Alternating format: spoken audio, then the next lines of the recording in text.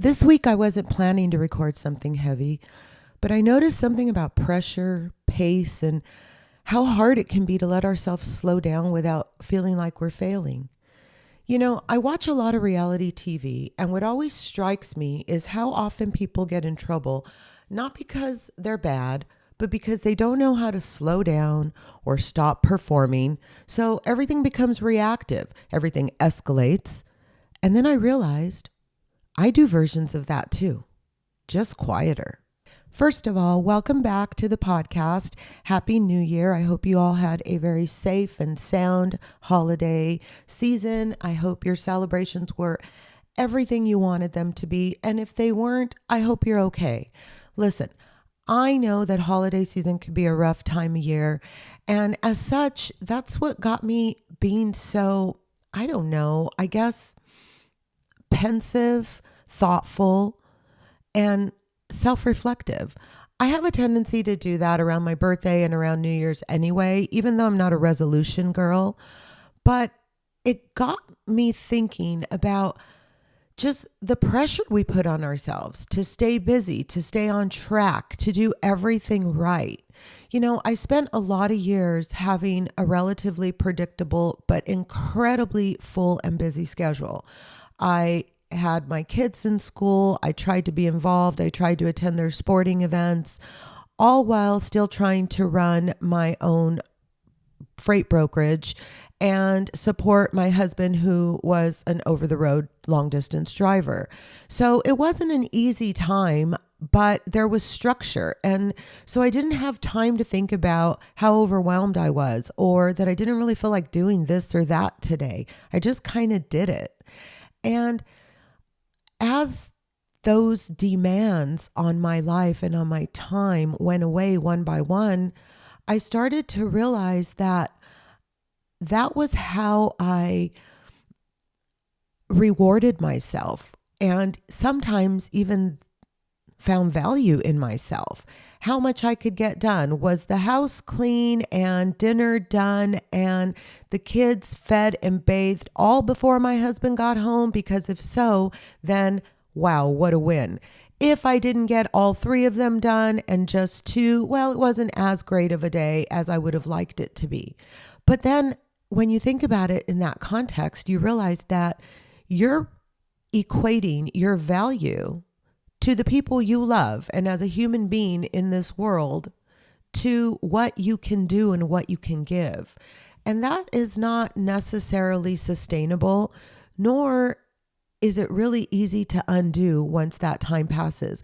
And I think that's what I am going through right now in life. I think I am realizing that for the last 4 or 5 years, things have been constantly changing, not in a bad way, most of the time in good ways, but changing nonetheless. And I had been stuck in structure, raising 4 boys, being a wife to a husband who traveled a lot, and trying to thrive in my own business for so long that I didn't realize that I was just kind of living life like a robot. And that's not what I wanted to keep doing. So I made a conscious decision in 2025 to try to live more for me, to silence the noise in my head that said, you have to get this done today. You have to do this today. All of those things.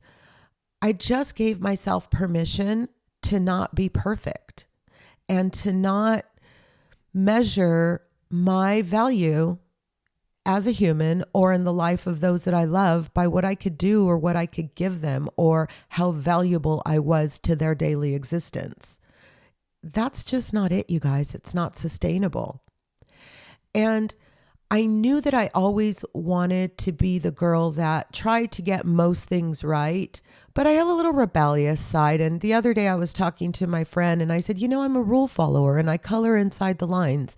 And she looked at me and she said, not all the time. And she kind of chuckled and she reminded me about a time when we were at a large table with other couples at a nice dinner and someone crossed the line and I didn't hesitate to respectfully, but very strongly call them out put them in their place, and tell them what I did and did not like. Well, that's not coloring inside the lines as far as what is considered socially correct. But I didn't give a damn because it was what needed to happen at the moment. So then that reminded me, yeah, you know what? You may want to always do things right, but you're human.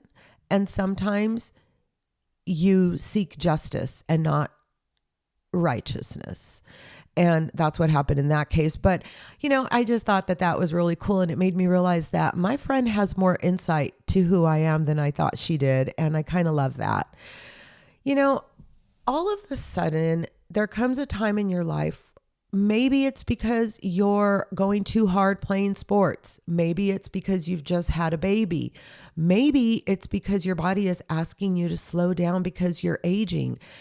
And whatever the reason is, your body's asking you to do something, but your identity just resists it. Your identity says, no, I'm not going to do that because that is not how I find myself feeling like I am the best person I can be.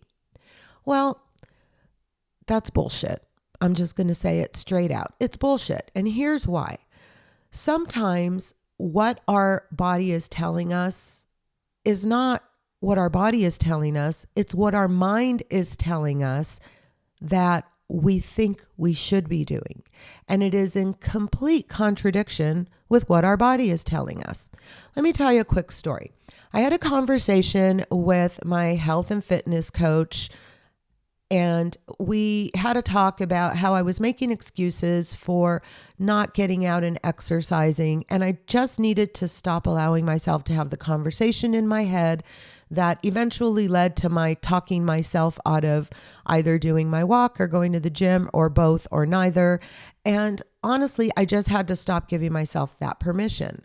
And so we agreed that I would get up, get dressed, and without thinking about it, get my act together, have my coffee, go for my walk, and instead of starting my day, come back, grab my gym bag, and head to the gym to whatever class was happening right around that time, which, by the way, happens to be most of my favorite classes at the gym. It would give me the structure. It would get rid of that procrastination that happens all day. And I was honest with myself enough to know that I'm not the girl who can get up and have a full day's worth of activity and adventure and then say, oh, now it's 4:00. I'm going to go to the gym. Just not me. By 4 p.m., I want to be home. I want to be relaxed. If I'm being really honest, I don't want to be wearing a bra anymore. I want to be focused on my home, my dogs, and my evening. Well, if that's the case, then if I don't jump up and jump out into my activity for the day, then the rest of the day is plagued by guilt, right? So I said, okay, I'm just going to do it. She's right. I'm giving myself too much latitude, allowing myself too many excuses. And honestly, I was kind of angry with myself because this was a habit that had already been routine in my life. For 3 days a week last year, I pretty religiously went to the gym and I was walking anywhere from 3 to 5 miles. And then in October, I had surgery and everything came to a crashing halt. And I've slowly picked up the walking, but I just got released to go back to the gym mid-December and I just didn't go. I went once and then that was it. And so I found myself struggling with trying to get into a routine. And then on top of that, I was emotionally struggling because I was beating myself up for having undone a good habit that had already become part of my everyday routine. And so in having this conversation, I realized I was just allowing myself too much latitude and I wasn't going to do that anymore. So first thing Monday morning, I got up, made my bed, opened the blinds, got dressed in my gym clothes, looked at the weather, and it was 42 degrees outside. I'm from Southern California, you guys. Anything much below 60 and we start bundling up. So 43 was like, oh gosh. Well, there's a good enough excuse not to go. It's freezing. How could this be good for my bones? Blah, blah, blah, blah, blah. And then I remembered my conversation and I said, nope. When you commit to something, you give it all you have. So I ignored the crazy voices in my head and I went and I got dressed. And I said, I'm not going to do an hour in 43 degrees. That's ridiculous. And even if that's what I committed to, I'll be able to say, look, it was my first day back. I went out, I did 30 minutes. I felt good about it. And so I came back. And, she doesn't have to be happy with it. It's my journey, right? So I get out there and it's super foggy. You cannot even see the path. So armed with my weapon of choice, my pepper spray, I headed down there anyway, resisting everything in me that wanted to just turn around, because when I looked over my shoulder, I couldn't even see my house because it was that foggy. So here I am, my little brain's thinking of all the things I don't really want to be doing right now. The number one thing on that list was this walk. And yet one foot kept stepping in front of the next, and I found myself on the trail. Before long, I had this amazing just feeling of like, oh, I could breathe. Just took in a big, deep, fresh breath of air. I started walking. I increased my pace a little. And then I just kind of forgot that I was pissed off about having to walk. And I just started noticing the beauty, which always happens. And I'm sure you feel that same way too. You get out there and then you go, why did I resist this? But I was still cold. And so I was kind of just trying to get through it, convincing myself that I was only going to walk 30 minutes. So much so that I had set a 15-minute timer so that I would not walk 1 minute past 30 minutes. And as soon as the 15 minutes hit, I would turn around and reverse course, thereby landing at my front door promptly at 30 minutes.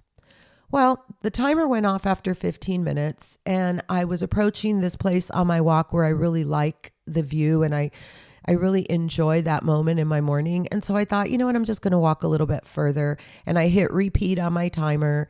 And next thing you know, I had been walking for 30 minutes and I reversed course and completed an hour walk. And when I tell you how proud I was of myself, I was still cold. I was a little, teeth chattery, but I felt rejuvenated. I felt accomplished and I felt good. I got back, grabbed my bag, jumped into my car, and went to an hour and 15-minute yoga class at the gym.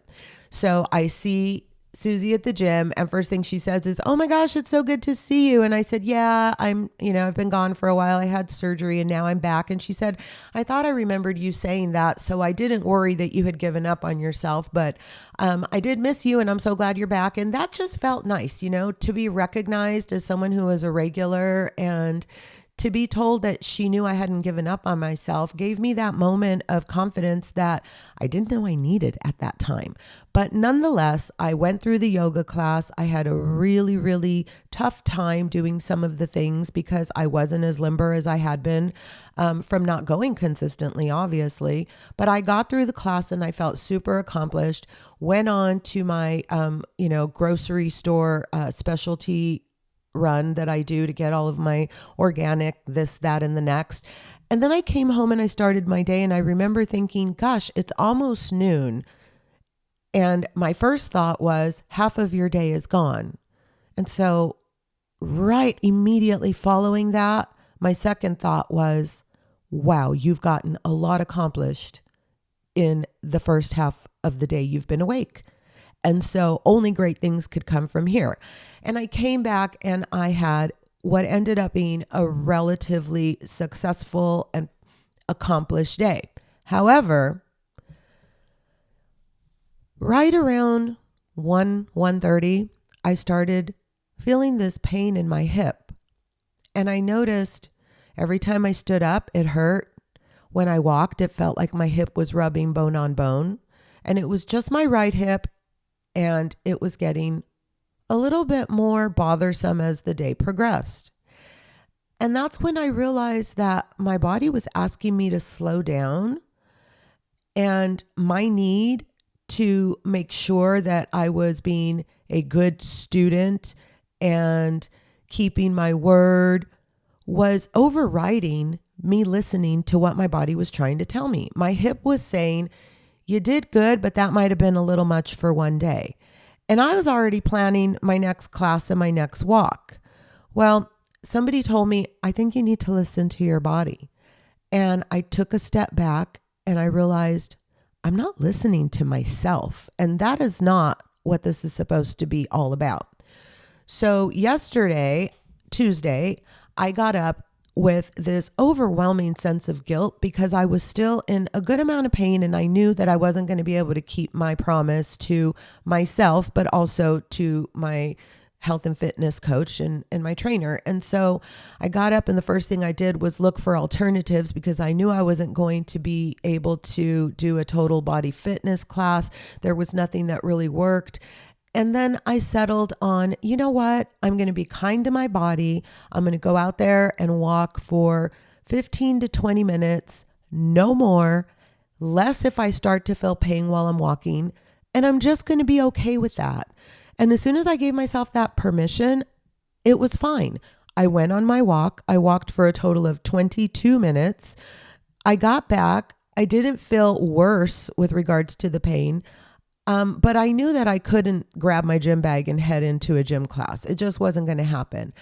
And then that's when I realized that I don't have to be as stringent and as strict on myself. I get to make my rules. And I don't need to beat myself up when the first set of rules don't work out for me. I rewrite the rules. And because I'm in charge of them, I get to be accomplished regardless of what set of rules I choose to achieve.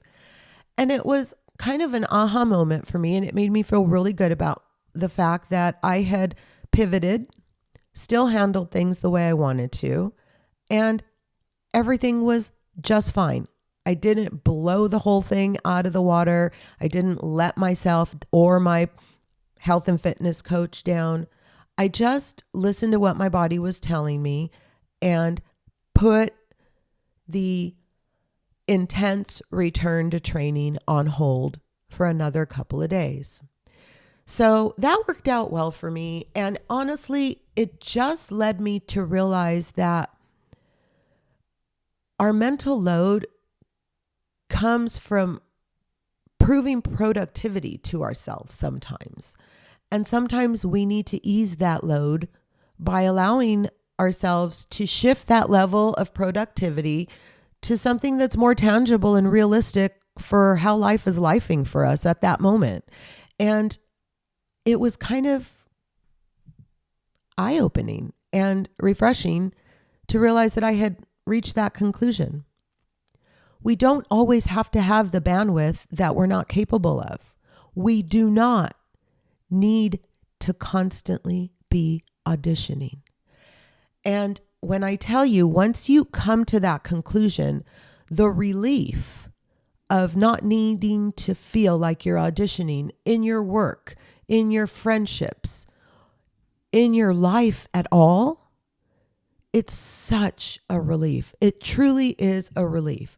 So after all of the morning activities, I had a planned Tuesday wine club that my friend and I started late last year because we decided that in 2026, we wanted to start to branch out into some of the other wineries. You guys probably know I'm a member at Europa Winery, so I'm there a lot.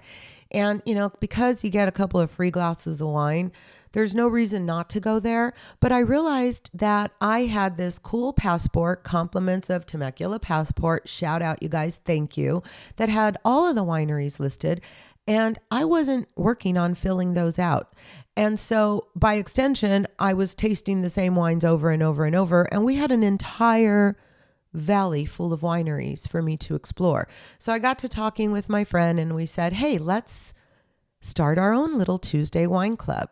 So at the moment, there are 3 of us. It is a very exclusive club. We are currently not interviewing new members.